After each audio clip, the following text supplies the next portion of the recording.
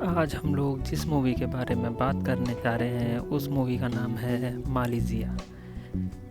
ये कहानी एक ऐसे परिवार की है। परिवार मतलब एक बाप और उसके 3 बेटों की है, जो अपनी बीवी की मौत के बाद एक नौकरानी को पटाने के लिए लग जाते हैं। तीनों की तीनों ठरकी होते हैं, चारों की चारों ठरकी होते हैं, बाप भी ठरकी होता है। अब देखते हैं इस मूवी में आगे क्या होता है।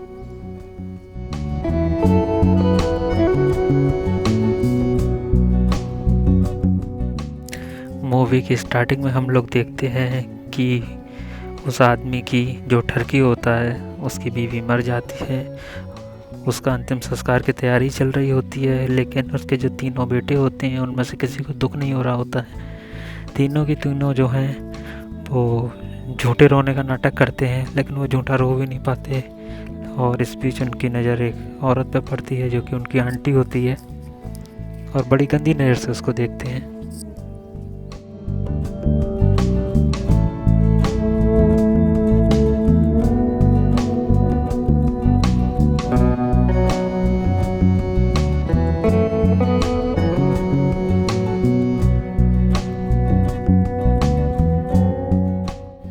यहाँ पर उस ठरकी बाप की नज़र पहली बार उस नौकरानी पर पड़ती है, लेकिन वो उस पर ज़्यादा कुछ ध्यान नहीं देता है, क्योंकि वो उसके अपनी बीवी के अंतिम संस्कार में बिजी होता है। पर यहाँ भी उसके बच्चों को कोई फ़र्क नहीं पड़ रहा होता है। वो वहीं शमशान घाट में खेल रहे होते हैं और औरतों को गंदी नज़रों से देख रहे होते हैं।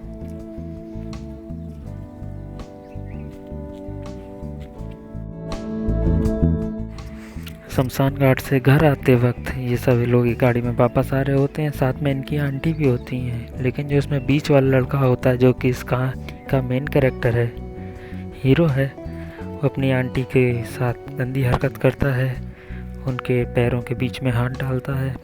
शुरू में तो आंटी उसके हाथ को रोक लेती है, लेकिन उन्हें भी कुछ ज़्यादा ही अच्छा लगने लगता है, तो वो भी उसको और बढ़ावा देती हैं और रोकती नहीं हैं, और वो ये काम करता रहता है।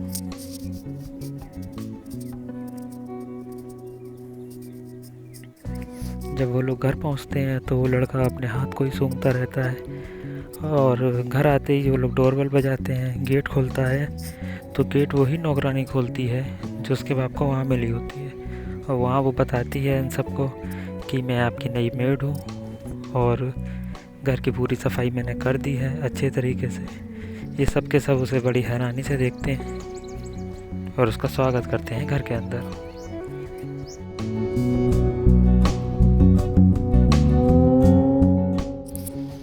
वो मेड अपने घर का काम पूरी लगन से कर रही होती है। छोटे वाले बच्चे को सुसु कराना, स्कूल भेजना, बीच वाले को कॉफ़ी देना, बड़े वाले का और सामान देना, उसके बाप को खाना देना, हर चीज़ सही तरीके से कर रही होती है। लेकिन साथ ही साथ इन तीनों बाप बेटों की नज़र उसके ऊपर रहती है, जो कि बहुत गंदी नज़र होती है।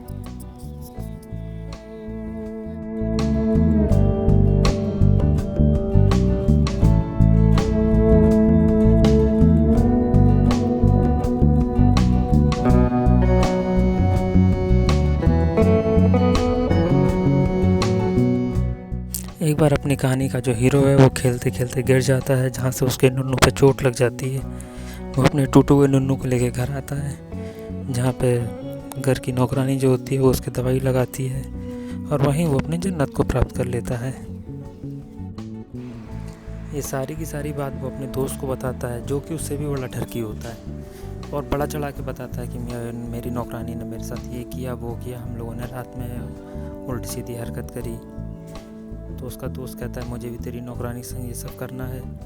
तो वो अपनी नौकरानी को बारे में दिखाता है उसे, पर उसका दोस्त उससे पहले ये कहता है पहले तू मुझे अपनी नौकरानी दिखा, तो मैं उसके पहले तुझे अपनी बहन को दिखाऊंगा सोता नंगा।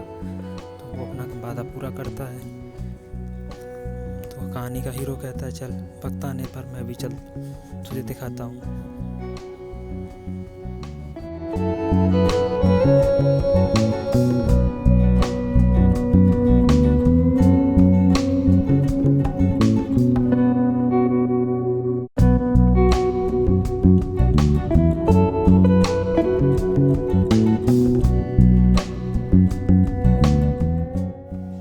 इस बीच जो उनका बाप होता है वो भी उस नौकरानी के बारे में सोच रहा होता है कि उसको कैसे पटा सकते हैं, क्या कर सकते हैं। वो घर की सफाई कर रही होती है तो उसको देख रहा होता है, घूर रहा होता है, और साथ ही साथ उसका बड़ा वाला लड़का भी ये सब चीज़ें देख रहा होता है।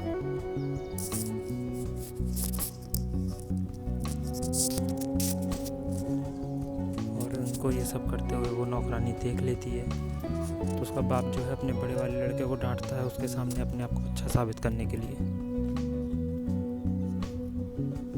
और रात में उसका बड़ा लड़का नौकरानी के पास जाने की कोशिश करता है। जैसे वो अपने रूम से निकलता है तो वो देखता है कि जो उसका बाप है वो पहले से उसके रूम में जा रहा होता है। ये सब चीज़ें उनका बीच वाला लड़का देख लेता है जो कि कहानी का हीरो होता है, और वो कोई सामान गिरा कर उनको रोक लेता है। अगले सीन में हीरो अपनी आंटी के घर जाता है जहाँ पे वो उस काम को आगे बढ़ाना चाहता है जो उसने गाड़ी में किया था। आंटी उसका पूरा साथ देती हैं। वो कहती हैं तुम बैठो, मैं अभी नहा कर आती हूँ। पता नहीं क्या आता है लड़के के मन में, वो वहाँ से चला जाता है और आंटी जो है वो प्यासी रह जाती है।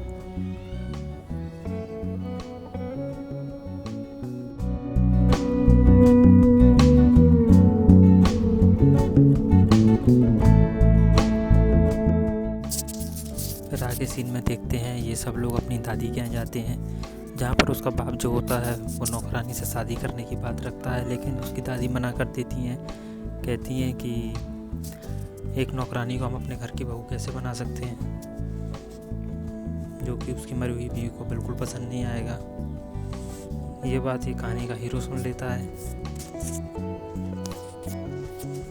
और वो अपने छोटे भाई से कहता है रोज़ रात को उठा के नींद में कि कहो कि सपने में मम्मी आई थी और उन्होंने मना किया था कि नौकरानी से शादी ना करें, उनको बहुत बुरा लगेगा। ये बात नौकरानी सुन लेती है जो कि बीच वाले लड़के यानी हीरो की चाल को समझ जाती है।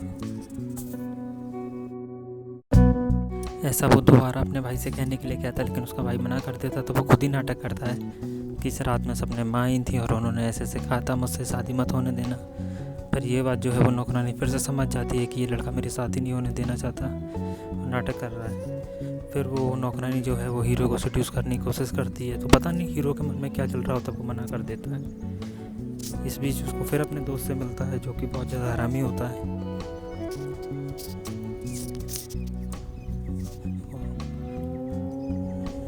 उसकी जो नौकरानी होती है वो ये बात समझ जाती है कि अपने दोस्त के साथ मुझे देखना चाहता है, क्योंकि उसने अपनी बहन को उसे ऐसे दिखाया था।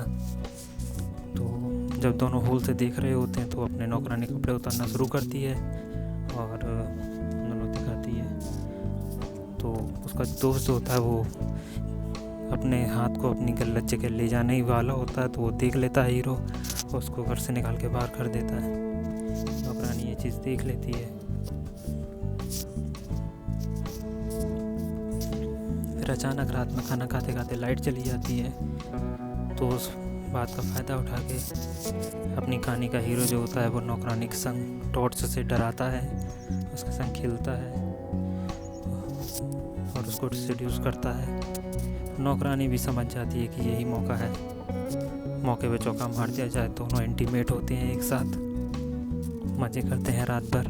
फिर अगले सीन में हम देखते हैं कि जो हीरो होता है वो शादी के लिए मान जाता है, उसके बाप और उस नौकरानी की शादी हो जाती है। उसकी नौकरानी उसकी सौतेली माँ बन जाती है।